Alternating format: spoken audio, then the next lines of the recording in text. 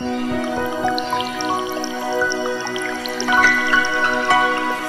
Jehovah, oh Jehovah, oh Jehovah, oh Jehovah Jireh, Jehovah Nissi, Jehovah Shammah, oh Sabaoth, Jehovah. Jehovah, Papa Nagai, mapendo yangu, oh rafiki yangu, mapendo yangu,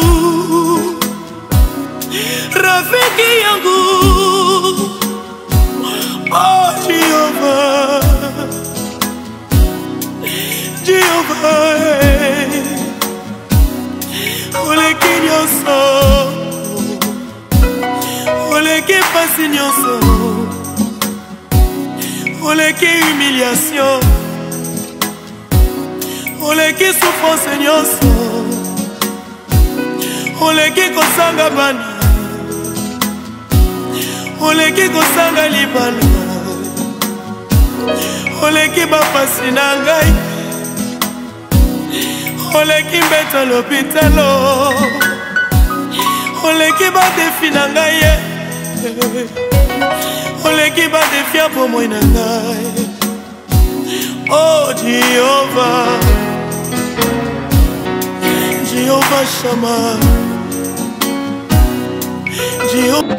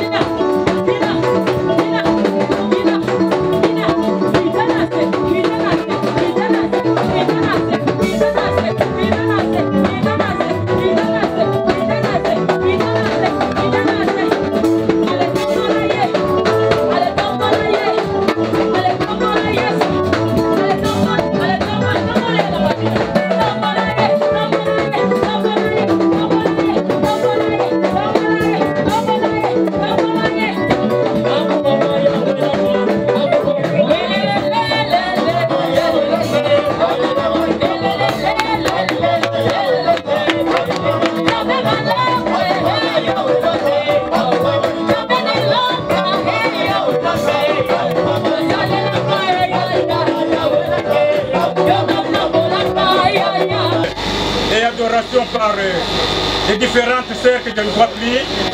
Prédication par le pasteur Kabango. Son les amis. Allô.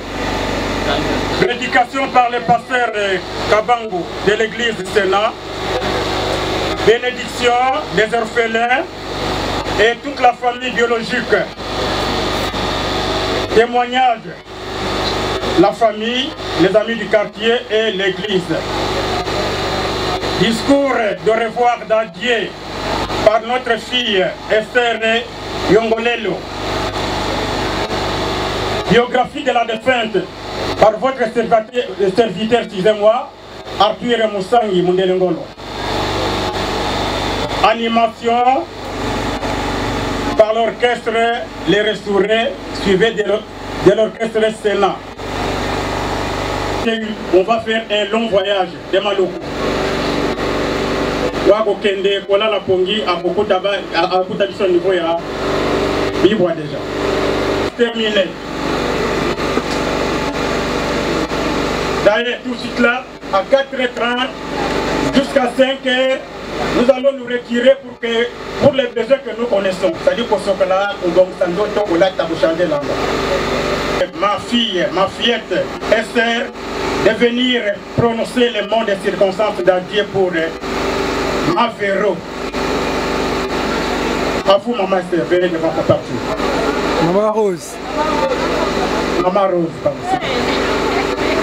Esther, venez.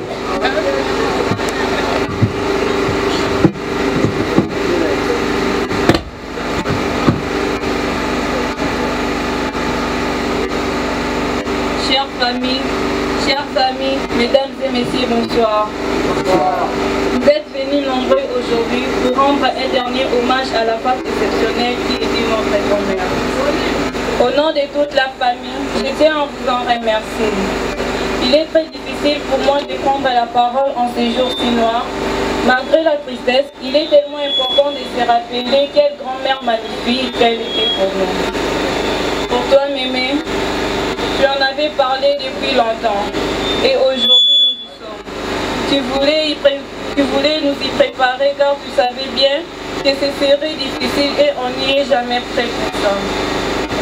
Pour nous, tu es vivante et tu le resteras toujours au fond de nos cœurs. Tous ces instants précieux passés avec toi et Pépé ne seront pas que des souvenirs, plutôt des instants éternels où nous pourrons à jamais nous replonger pour retrouver la joie que l'on ressentait à ta présence. Nous sommes sûrs qu'aujourd'hui encore, tu continues à communiquer ces sentiments autour de toi. Aujourd'hui, tu rejoins Pépé. Pour nous pouvons imaginer comme dans ces films vous voir main dans la main, franchir cette lumière blanche où vous atteindrez la paix éternelle. Et malgré tout, vous serez avec nous toujours. Aujourd'hui, tu t'en vas. Tu aurais dit que c'est l'ordre des choses, je crois. Même si on ne peut pas l'accepter, tu nous laisses des souvenirs merveilleux d'enfance, d'adolescence, même de jeunes adultes à nos différents âges. Ce sont des souvenirs qui nous construisent, qui font ce que nous sommes et nous aident à construire ce qui font ce que nous sommes et nous aident. Et nous avons une famille merveilleuse. Vous en étiez les noyaux. La famille s'agrandit et ce sera à nous de les prendre. Beaucoup de vos arrière-petits-enfants ne vous verront pas. Mais vous pouvez les voir de là où vous êtes quand ils arrivent. Vous nous laissez la lourde tâche de continuer sans vous, mais nous ferons de notre mieux pour vous rendre fiers de nous. C'est sur des paroles d'avenir que je vais finir, car c'est là que tu regardais. Mais nous aurons des enfants et nous leur parlerons de vous. Nous essayerons à notre tour de leur transmettre les bonheurs que vous nous avez donnés. Une fois encore, adieu Mémé, adieu Pépé. Nous, tes chers petits enfants, nous ne vous oublierons jamais. Est-ce que nous pouvons applaudir avec beaucoup de regrets Naba Maïna Miso? Pour répéter la main à ma voix comme un. Quelle émotion, merci. C'est ça la vie. C'est bon, merci. Et ça, Kabang, pour la prédication. Et il aura un grand service à faire après la prédication. Passez à vous.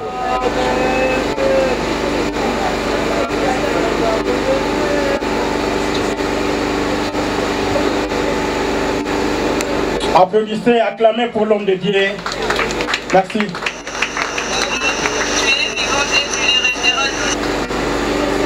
Est-ce que bon ensemble Lazaro? Ce que vous allez appeler ça, amen à bien. Amen.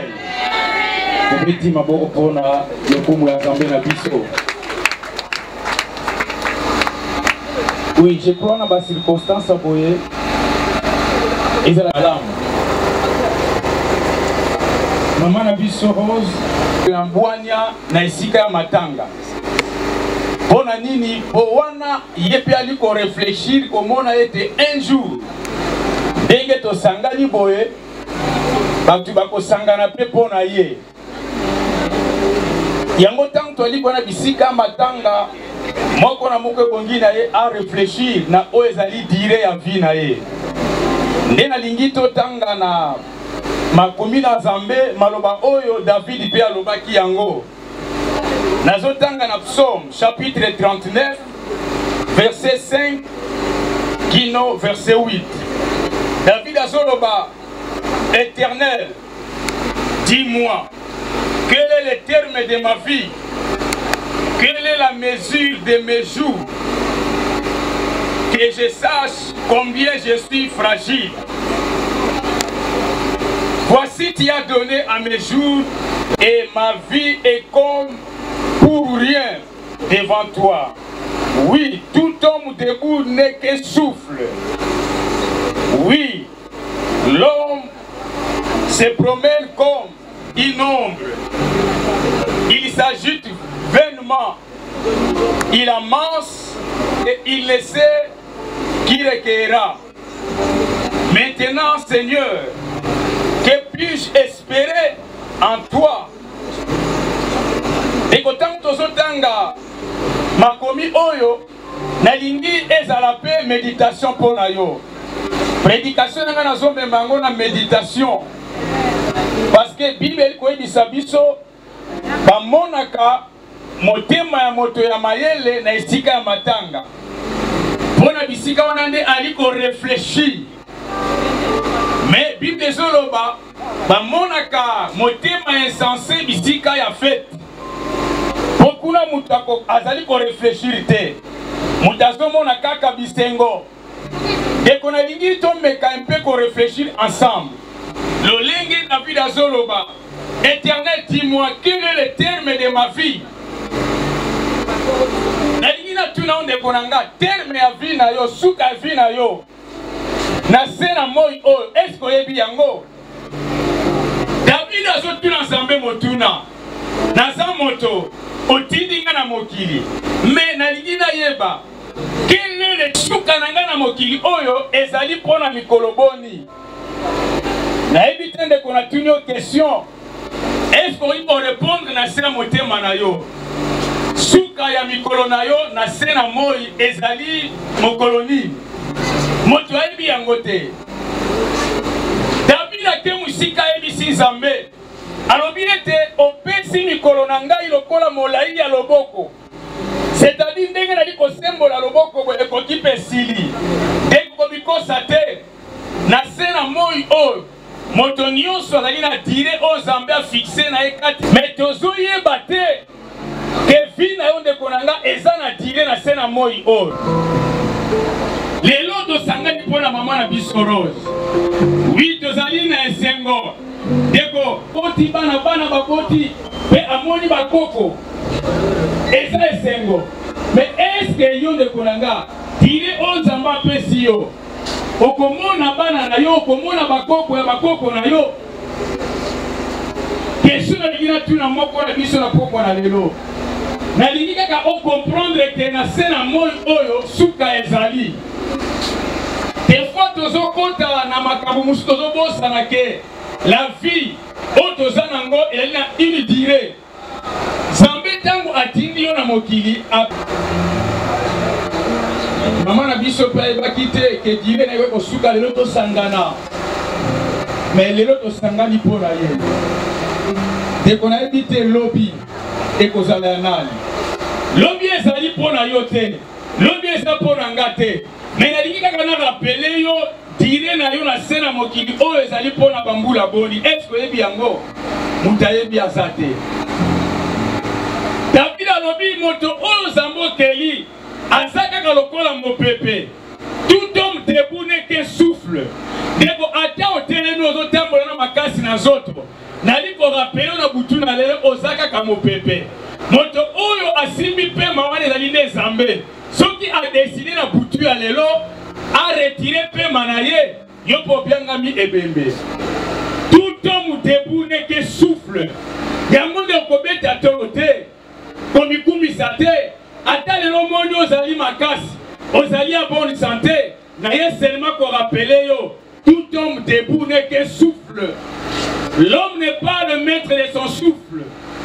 La Bible me dit un jour et là qui n'a homme moko riche pour plusieurs années parce qu'azalaki moto na mbongo akanisaki ete mbongo na ye kobikisa ye akanisaki richesse na ye kosauve année abandi kobeta tolo abandi koloba mon âme que tu as beaucoup de biens en réserve repose-toi réjouis-toi abandi kobeta tolo parce qu'amoni ki asali provision à plusieurs mbongo ebele liwa ekobanga ye abandi kobeta ntango atali ye la Bible me dit Dieu lui dit insensé sa vie na yo nani ayebisi yo mbongo na yo Dieu kobikisa yo kopesa yo ntango molai na se na moi oyo Dieu lui dit insensé c'est lui-même na butu ya lelo lokola obeti tolo okanisi bozwi na yo nde kopesa yo vi molai kaka na butu ya lelo nali koretire pema na yo kitoko na yo nde kobakisela yo mikolo na se na mabele oyo ozali komikosa Nzambe alobelaki na moto outaki na mabele mpe okozonga na butulu tout homme debout n'est qu'un souffle moto nyonso otelemi ndenge ata otelemi na wapi po soki na bakisi na bi après 5 ans okolobaki ete naza na 35 ans plus 5 à 40 ans ata soki napesi yo 10 ans okoloba naza na 60 ans plus 10 à 70 ans yango na bakiseli yo nabike plus 60 ans okozala nani okozala wapi tout homme debout n'est qu'un souffle ata ndenge otelemi lelo ndeko na nga tomoni yo kitoko tomoni yo makasi mais après okozonga kaka na mabele yango ndeko na nga tant kozala nanu na bomoi c'est ça le moment favorable pour toi ya ko préparer lobi na yo. La Bible me dit aujourd'hui, si vous attendez sa voix, n'endurcissez pas vos cœurs. C'est aujourd'hui, mon frère, pour nous préparer l'éternité.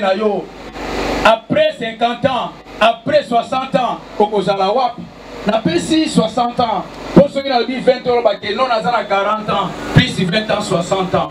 Oui, ça va.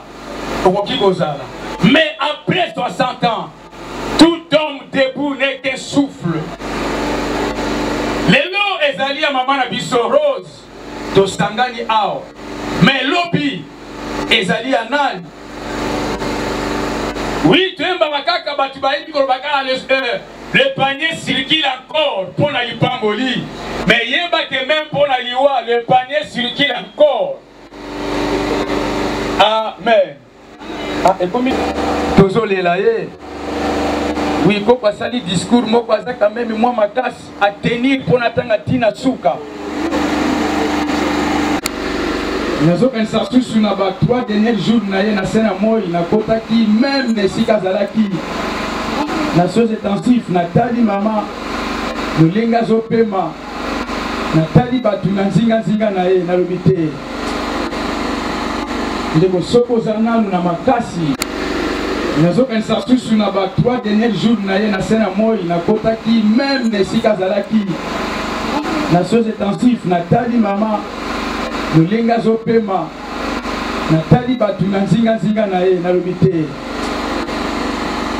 ndeko soko zananu na makasi wana lelo oyali compter parmi les vivants eza na makasi na yote eza na kitoko na yote mais soko za kino lelo compter parmi les vivants il faut qu'on rende grâce et pas mettre la paiement on a sali que jusqu'au jour oui mon Dieu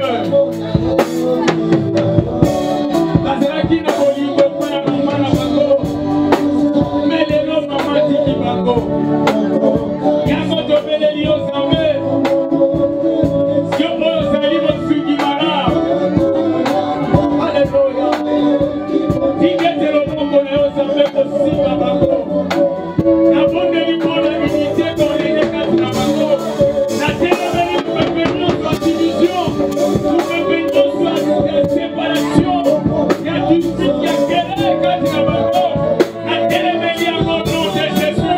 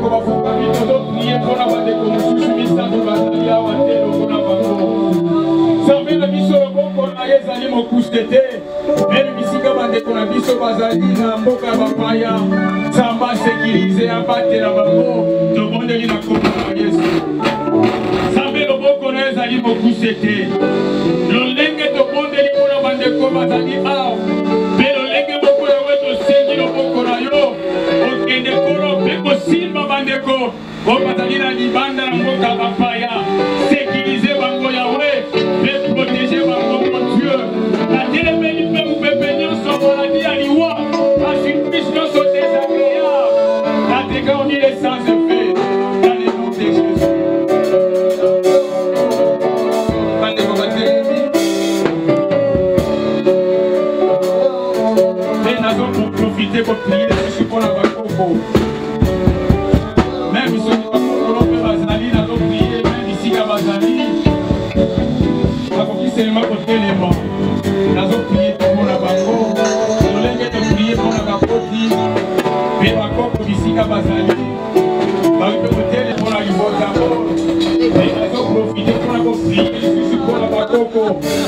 la Rose, Yahweh protéger Bango, battre la Bango mon Dieu. Quand la Yahweh n'a pas protection na yo, baisser la Bango volant, la déclarer avec grâce, les bénédictions pour accompagner Bango. La télé une pépinière sur la maladie, parce que plus nous sont désagréables, na Bango na Bango, la déclaration est sans effet. Dans le nom de Jésus, d'être bon de nos vies. Amen.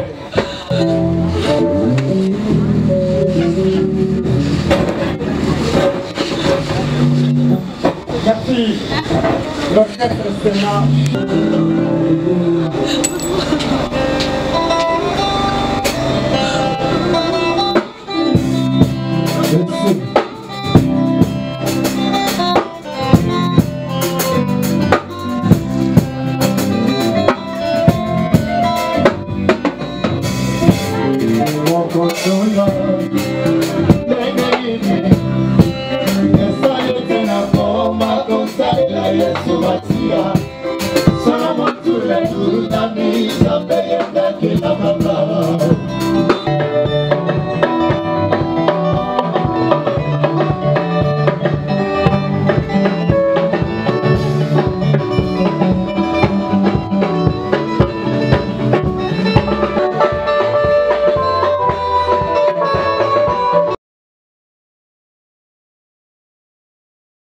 Qui va témoigner dans votre choix.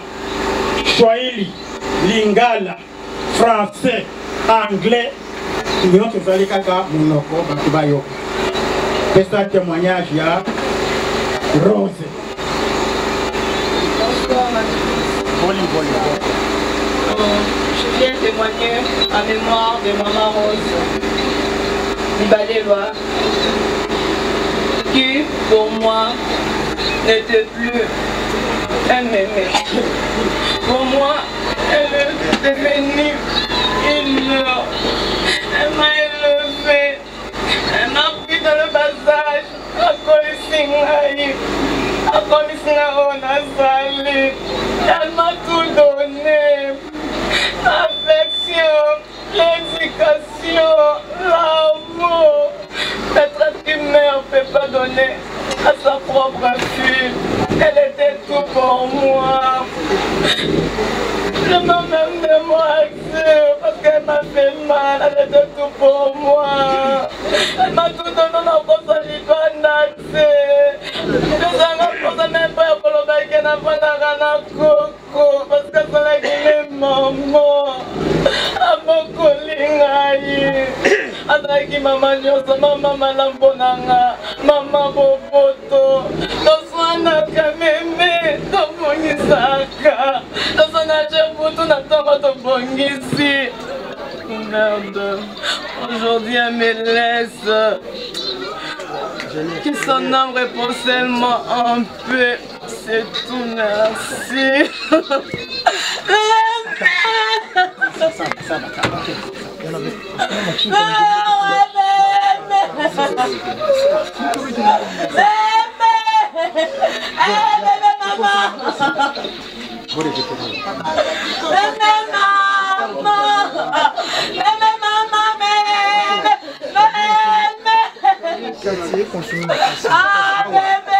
Au courant.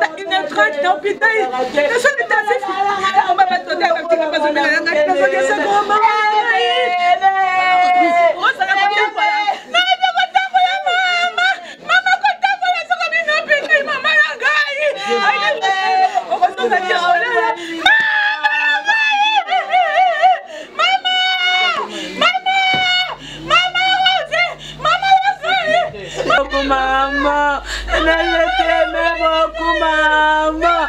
Ah, maman. Maman, côté la boue. Abonnez mon amour, reconnaît tes mémés. Mais mon amour, reconnaît tes maman. Ah, mémé, ah, maman. Oh, mémé. Ah, mémé. C'est moi qui suis mis son papier. On dira la mission, on fait pourquoi. Eh, bébé, va dans mon colis au tiki, va on la lanier. Bébé, va dans mon colis au tiki, va on la lanier. Eh, merde, c'est Yakae. Merde, c'est la fausse en bon là, yo. Eh, bébé. Bébé, bébé, tu ne l'as pas ça. Mais mon tiki va niga, mais ma tiki va niga. Eh, biso va niga, bébé. Eh, biso va niga, bébé. Ton tiki allié. Ah, mais ma boy biso. Eh, bébé. Maman bobo collier. Maman bobo collier. Mais mon bobo collier, il y a un beau isusu. Ah, bébé.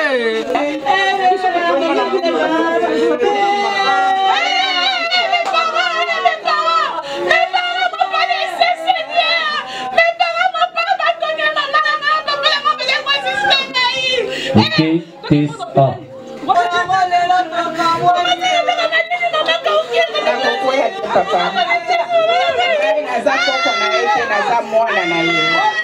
Aza tata mwasi na ngai nazo témoigner na yebi ke eza pasi ko témoigner pour na être cher o azalaki po na ngai mais na kosala makasi pour que na témoigner bolingo azalaki na yango po na biso bana bandeko na ye na bolingo azalaki na yango po na bandeko na ye tata mwasi oyo nga nabengaka shanga elingi oloba shangazi ndeko ya papa na ngai baleki ya papa na ngai nayaki Kinshasa mwana moke makasi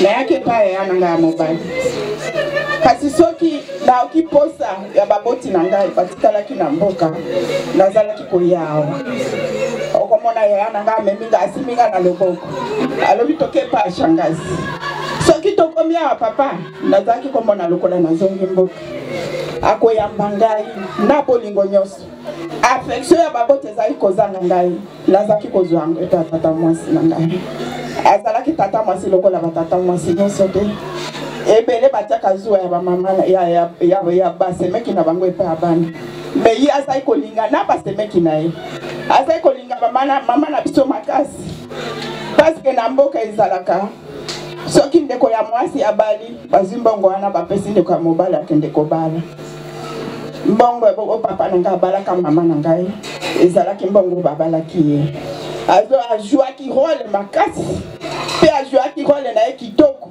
ya papa ntango na ye kobala ye moto asimbanga na loboko atondisi basin ya banzungu ya basali mobali na ngai azalaka na souvenir kaka ya malamu ya tata mwasi na ngai yo yango wana natelemaki mpo na témoigner lelo bolingo oyo azalaki nango mpo na biso bana bandeko na ye na mpo na bamama na biso oyo bazalaki basemeki na ye yango wana nalobi akende na boboto nayebi ke mpo na boboto azalaki nango na nzambe andimelaki ye aza na esika ya malamu akopema na kimia kende malamu tata mwasi.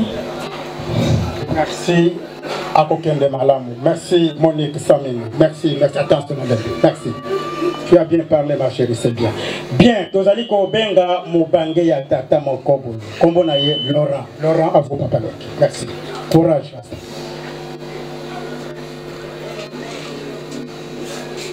Témoigner na monoko oyolingi. Merci beaucoup. Ngai mama Rose azalaki koko na ngai. Ndambo oyo na kaiko retenir sur elle, c'est que c'était une dame hospitalière qui savait accueillir tout le monde et savoir mettre tout le monde à l'aise. C'était une dame très généreuse parce qu'elle savait partager tout ce qu'elle avait. C'était aussi une dame qui était remplie d'amour parce qu'elle savait donner son affection à tout ce qui était à ses côtés. Personnellement, je n'ai pas eu la chance de beaucoup vivre avec elle, mais seulement j'ai eu à la rencontrer une seule fois de sa vie et de ma vie alors.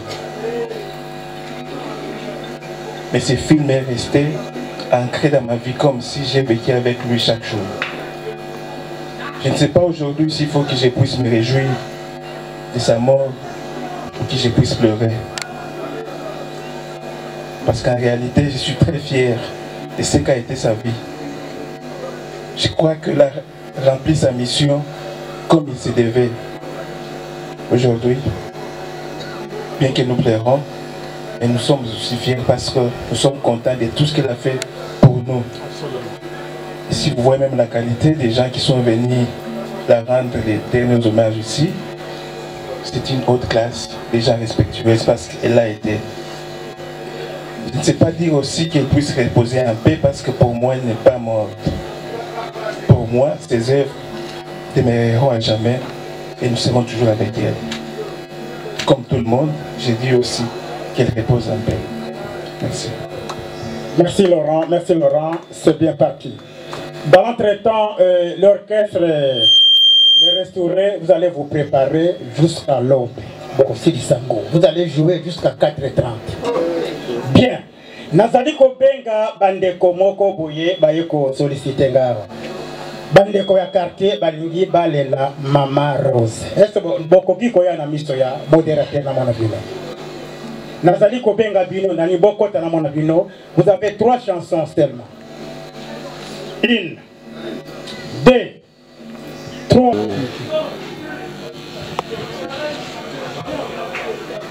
Ouais, merci. Je pense vous êtes belé à Boyibinaï et ça peut être belé à Boyibinati. Vraiment, na umeli mingi na Mama Rose. Nazo raisonné kaka les jours na ya suka. On a mona qui on a sola qui na azala ki hôpital na Limba. Et na kota qui te solo na a singa dive pour abenga toujours dive. Et singa dive zonga na ondaku nazo bimaka na mingi. Mais comme nous avons toujours, on propose des disposes les amandimi à mi maman na Lilith. Mais nous avons souvenir à ma casse pour naï. Kopusa na ngai pembeni ya maman ils a bénédiction ma casse. D'ailleurs na kosa ni ça deux témoignages directement il y a papa et ya maman. Donc baza batu moko ya discipline. Donc ce que ça monte discipline to pour vivre na bangote. Okomona lokola ba peso lokola ma kaka moko boui. Mais ce que ça monte ba discipline na si okozo ya motu ya kasi na bango. Vraiment ba pesenga mama te belé o vraiment souligner ma kasi na vie pe vraiment o eza pasi. Mais ma ebisenga idi vena o sepe na bina na mariage na yo mais Zambi moko ayibi kaka. Mama qui na kimia akina kimia mingi ya kuluga vumizati. Merci. Oui, merci Dieu qui tango à salle mbele couvercle ero mbele ici kei maloko. Mais to salani. Berni Samo.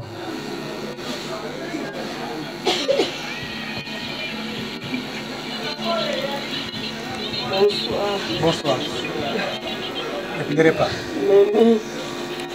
Tovandi na mingi awa yenda koma lokola mama na biso yenge mutabokoli azalaki toujours là pour na biso tellement que alingaki biso mingi nga mpe nalingaki ye mingi na eloko motuya oyo natikala nango mpo na ye meme azalaki motu moko abandaka kozangisa quel que soit ma bé, quel que soit ma problème, abandeka toujours kosangisa. Abandeka koyebisa ngai soki ba problème eza bovandi bosololi. Nalingi bozala na division te. Yango wana naye kotémoigner. Mémé était une mère pour nous. Mémé nous aimait tellement. Mémé azalaki nyonso mpona biso. Mémé azalaki na esengo mona biso.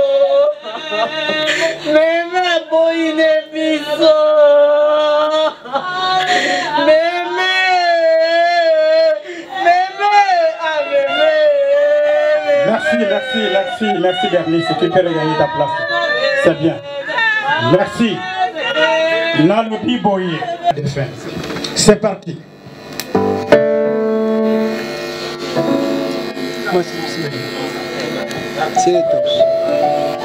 Qui était Maman Rose Kapilimba? Qui était Maman Rose Kapilimba? Mère Kapi, très gentille, souriante, sociale. Née le 23 juillet 1943, village d'origine Katembo, secteur Wamazimba, Wamaringa, territoire de Kasongo, province de Maniema. Fille de papa Abdullah et de la maman Bahati, tous décédés. Maman Rose Makati sera mariée à papa Kapilimba Marcel depuis 1956. Ils feront tour à tour la ville de Kalemi dans les Katanga, la ville de Kananga à l'école des officiers supérieurs militaires et faux. Plusieurs circuits dans leur parcours. Fin de citation. En 1961, Maman Rose et son chéri Marcel seront à Kinshasa jusqu'à ce jour. Hélas, la mort arrachera papa Marcel en 2016 ici à Kinshasa.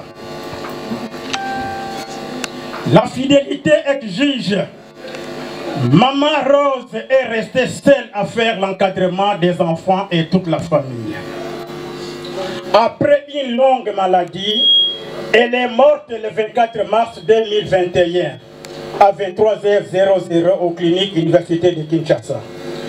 Elle laisse 11 enfants, 7 filles, 4 garçons, plus ou moins 29 petits-fils et filles et 7 cocololo. Que son âme repose en paix, je vous remercie. Oui, l'orchestre est agrémenté pour les dépôts des jeunes de fleurs. Merci.